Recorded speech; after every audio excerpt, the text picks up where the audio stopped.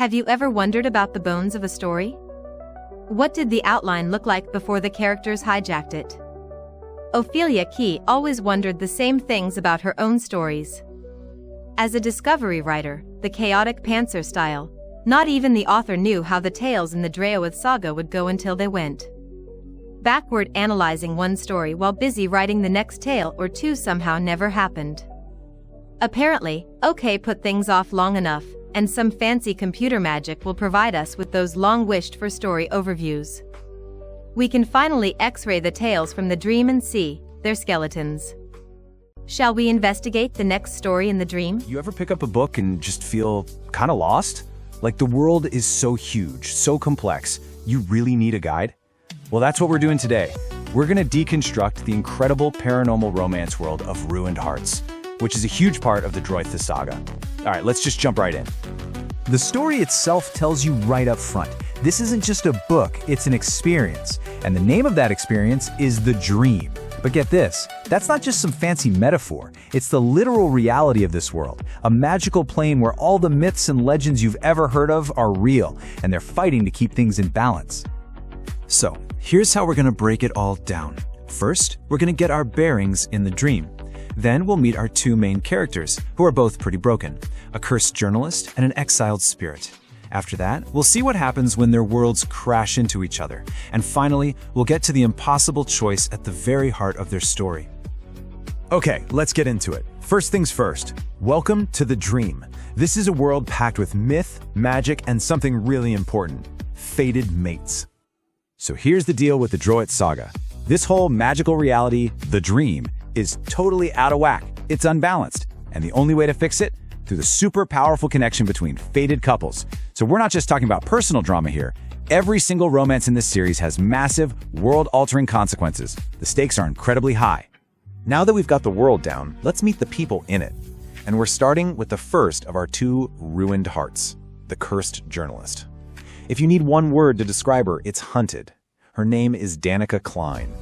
Danika is not your typical journalist, not even close. She's a human, yeah, but she's got this supernatural curse, a power she doesn't get, but that others desperately want. So much so that she was captured and tortured by people trying to use her. And that's right where the story throws us in. She's just escaped, and now she's lost in a forest, literally freezing to death in a blizzard. So you're probably wondering, what is this crazy power she has? It's called infinity magic. It's basically the ability to pull pure, raw energy into the dream. But here's the twist. For a human like Danika, using it is a death sentence. It literally kills them.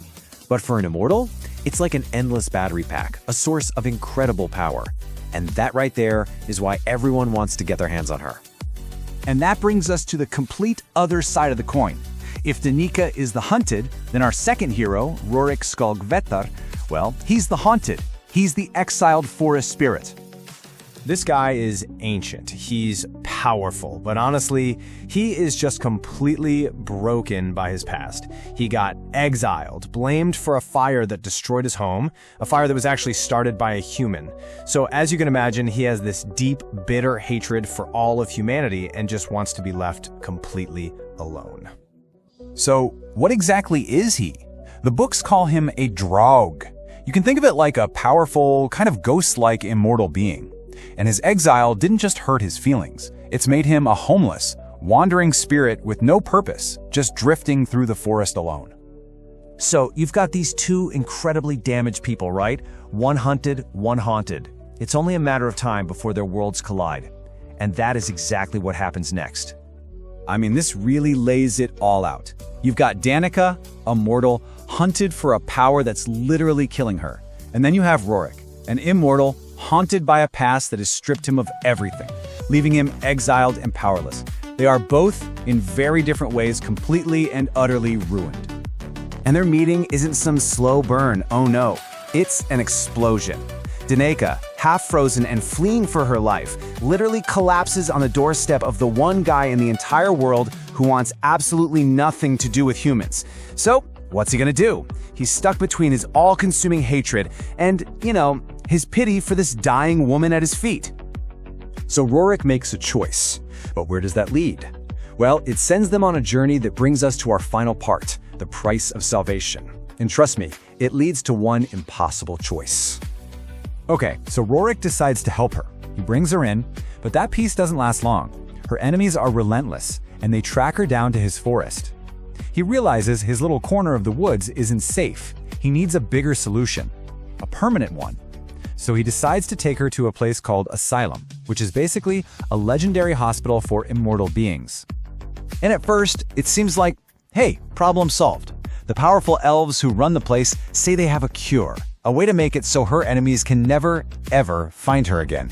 It sounds almost too good to be true, right? Well, you know how these things go. In a world of magic and balance, nothing is ever free. There's always a price, and you have to ask yourself, what could possibly be the cost for that kind of salvation? And yeah, it's a big one. The price is her life. The elves, they don't see a victim who needs help. They see a problem, an abomination. Their cure isn't a cure at all, it's just a nice word for execution. So why are they so extreme? Well, in their minds, it's simple magical law. Her infinity magic isn't controlled by a bond to an immortal. It's untethered.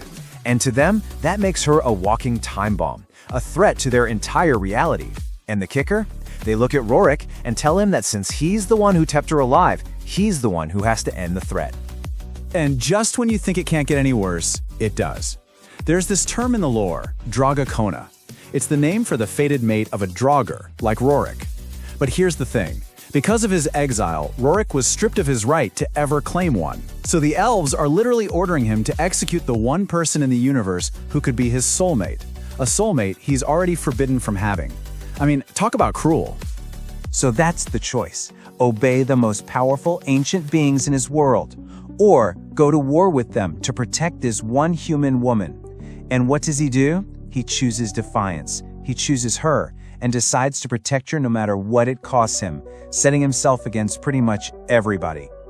And that really is the question at the heart of this whole thing, isn't it? In a world where your salvation could mean someone else's destruction, can one broken person really save another? Or do you just end up shattering each other into even smaller pieces in the process? I sincerely hope you enjoyed this view of a story skeleton, glimpsing the characters, setting, and plot structure along with the twists within the writing in this tale from the Draoithe Saga by Ophelia Kee. Don't forget to like and subscribe for more original stories and audio adventures.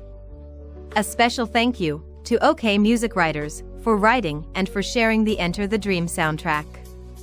It's more than a story, it's an experience. Welcome to the dream.